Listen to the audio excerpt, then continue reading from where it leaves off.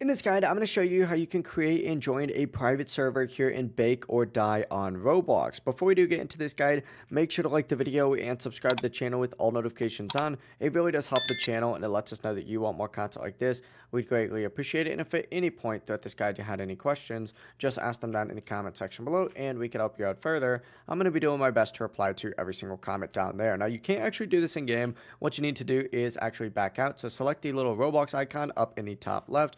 Hit leave again to confirm, and you need to go on the game page, which looks something like this. Essentially, scroll down on this game page until you see the servers tab down at the very bottom. Select it, and you need to look for the private server section. If private servers are available, you'll see the option to create and join, one of those private servers. As of right now, at the time of making this video, it is not a private server game. However, this most likely will come in the future, so just keep that in mind. This is where you'd go ahead and activate it. It may cost Robux, it may be free, keep that in mind.